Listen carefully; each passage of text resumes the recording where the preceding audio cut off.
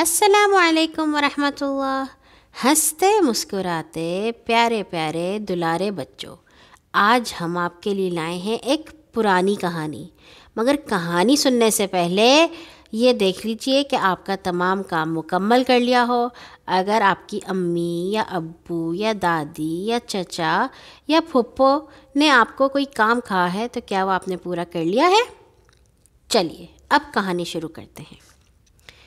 ہندوستان کا ایک بہت پرانا گاؤں تھا جہاں سب لوگ آپس میں مل جل کر رہتے تھے، ایک دوسرے کے غم اور خوشی میں ساتھی بنتے اور ہر ضرورت مند کی مدد کرتے تھے۔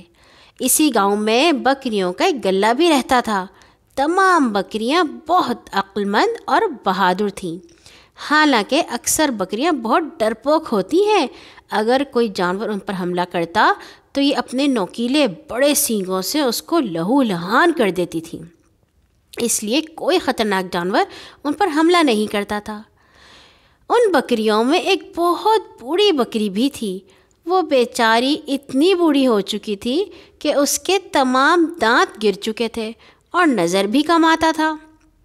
باقی تمام بکریاں اس کا بہت خیال رکھتی تھیں۔ یہ بوڑھی بکری بھی تمام بکریوں کو اپنے تجربے کی باتیں سنایا کرتی تھی، اس لیے تمام بکریاں اور ان کے بچے اس بوڑھی بکری کی دل سے عزت کرتے تھے۔ ایک دن کیا ہوا کہ بوڑھی بکری اپنے گھر میں اکیلی رہ کر اکتا گئی تو ادھر ادھر گھومنے چلی گئی۔ ہری بھری گھاس دیکھ کر اس کا جی للچایا اور وہ خوب مزے سے گھاس کھانے لگ گئی۔ گھاس کھاتے کھاتے اس نے سوچا کہ وہ گھر سے نکل تو آئی ہے، اس لیے دوسرے گاؤں میں اپنی چھوٹی بہن کو بھی ملائے۔ زندگی کا کیا بھروسہ کب ختم ہو جائے۔ اب بوڑھی بکری دوسرے گاؤں کے راستے پر چل پڑی۔ اب اس میں وہ ہمت بھی نہیں تھی۔ پہلے تو وہ کئی میل چل لیتی تھی، لیکن اب تو یہ حال ہو گیا تھا کہ وہ چند قدم چلتی تو سانس پھول جاتی اور وہ وہیں بیٹھ جاتی۔ سانس ٹھیک ہونے پر دوبارہ چل پڑتی۔ دوسرے گاؤں کا سفر تھا کہ ختم ہونے کا نام نہیں لے رہا تھا، مگر پھر بھی اپنی بہن کو ملنے کی خوشی میں چلتی جا رہی تھی۔ اب آہستہ آہستہ سورج ڈوب رہا تھا، بکری پھر بھی چلتی جا رہی تھی۔ آخر سورج مکمل ڈوب گیا اور ہر طرف اندھیرا چھا گیا۔ اس کا دل پہلے ہی کمزور تھا۔ جب اندھیرا زیادہ پھیل گیا تو اس نے سوچا کہ وہ مزید آگے نہیں چل سکتی، کیونکہ اندھیرے میں اس کو نظر آنا بالکل ختم ہو چکا تھا۔ جب تک اس کو نظر آتا رہا وہ چلتی رہی، مگر اب تو اس کی آنکھوں کے سامنے گھپ اندھیرا آیا ہوا تھا۔ بوڑھی بکری نے سوچا کہ وہ آگے بڑھنے کی بجائے یہیں کہیں رات گزار لیتی ہے۔ صبح اٹھ کر جلدی دوسرے گاؤں کی طرف چل پڑے گی۔ اس کو اپنے گلے کی بکریوں کی بھی فکر تھی، جن کو وہ کچھ بتا کر نہیں آئی تھی۔ بوڑھی بکری نے ادھر ادھر دیکھا تو اسے قریب ہی ایک غار نظر آیا۔ بچوں جانتے ہیں نا، پہاڑ میں جو جگہ بنی ہوتی ہے اس کو غار کہتے ہیں۔ بکری نے غار میں رات گزارنے کا سوچا اور اس کی طرف چل پڑی۔ پہاڑی کے نیچے اس غار میں ایک بہت خطرناک شیر رہتا تھا جو بہت ہونہار اور غصے والا تھا۔ جب بوڑھی بکری کسی خوف کے بغیر غار میں داخل ہوئی تو شیر سو رہا تھا۔ بوڑھی بکری نے جب شیر کو دیکھا تو اس کے ہوش اڑ گئے۔ اتنی دیر میں شیر بھی کسی اور کی موجودگی کو محسوس کر کے فوراً جاگ گیا۔ اب بوڑھی بکری بری طرح پھنس گئی تھی۔ وہ نہ تو واپس بھاگ سکتی تھی نہ ہی شیر کا مقابلہ کر سکتی تھی۔ شیر بھی بکری کو دیکھ کر اٹھ کر بیٹھ گیا اور اسے گھورنے لگا۔ بکری کو کچھ اور نہ سوجھا تو اس نے بھی اپنی گردن اکڑائی اور شیر کی آنکھوں میں آنکھیں ڈال کر اسے گھورنے لگی۔ شیر نے جب یہ دیکھا تو اس سے یہ سب خواب لگا۔ اس نے سوچا یہ سب نیند کی وجہ سے ہے، مگر جب اس نے اپنی آنکھیں مل کر دیکھا تو پتہ چلا کہ یہ حقیقت ہے۔ شیر دل میں سوچنے لگا کہ آج تک کسی جانور یا انسان میں اتنی ہمت نہیں ہوئی کہ وہ میرے غار میں ہی آ جائے۔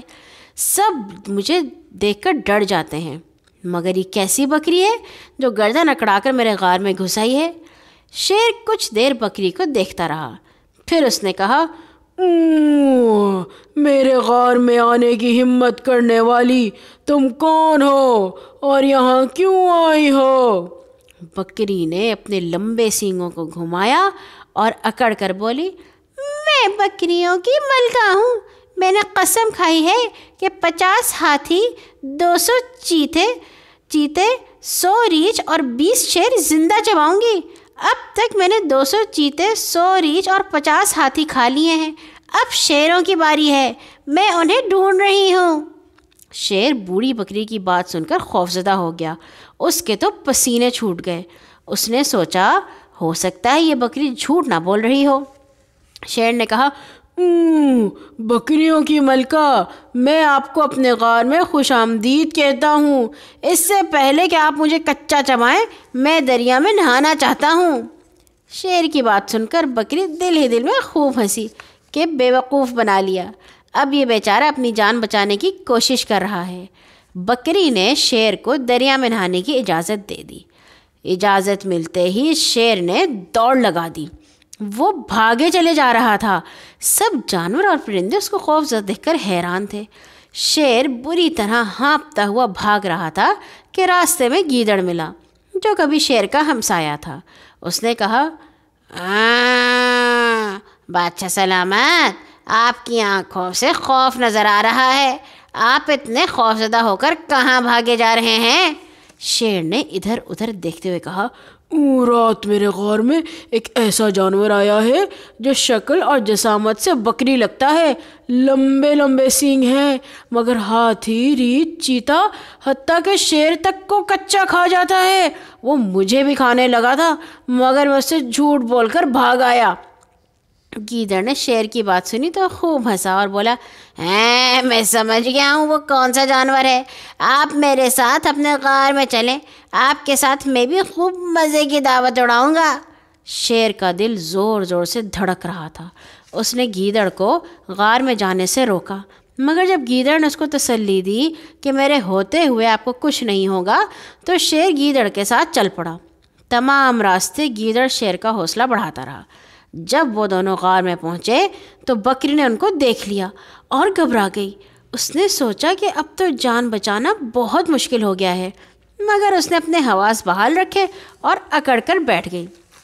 جب شیر اور گیدڑ غار میں داخل ہوئے تو اس نے گیدڑ کو حقارت سے دیکھا اور بولی، گستاخ غلام، میں نے تم کو 20 شیر لانے کا حکم دیا تھا، مگر تم صرف 1 شیر لائے ہو۔ میں تم کو کڑی سزا دوں گی، تم نے میرے حکم کی نافرمانی کی ہے۔ بکری کی بات سن کر شیر نے گیدڑ کی طرف غصے سے دیکھا اور سمجھ گیا کہ گیدڑ بھی اس خطرناک جانور کا ساتھی بن چکا ہے اور دھوکے سے اسے واپس غار میں لے آیا ہے۔ شیر نے غصے میں آ کر گیدڑ کو گردن سے پکڑا اور ایک ہی وار میں اس کے 2 ٹکڑے کر دیے۔ غار سے باہر ایسے بھاگا کہ پیچھے مڑ کر بھی نہ دیکھا۔ بکری اس کو دیکھ کر ہنس رہی تھی۔ شیر کے جانے کے بعد بکری نے شیر کا بستر کھولا اور خوب مزے سے غار میں سو گئی۔ دیکھا ننھے بچوں، بکری نے اپنی عقل مندی اور ہمت کی وجہ سے شیر کو بھی بھگا دیا اور خود ساری رات نرم بستر پر سو کر گزاری۔ اگر وہ سب نہ کرتی تو شیر اس کو کب کا کچا چبا چکا ہوتا۔ ادھر شیر اپنی کم ہمتی سے ساری رات جنگل میں ادھر ادھر گھومتا رہا اور ساری رات ہی گھوم پھر کر گزار دی۔ اچھا بچوں، کل آئیں گے ایک نئی کہانی کے ساتھ۔ سونے سے پہلے دعا پڑھنا مت بھولیے گا۔ اللہ حافظ۔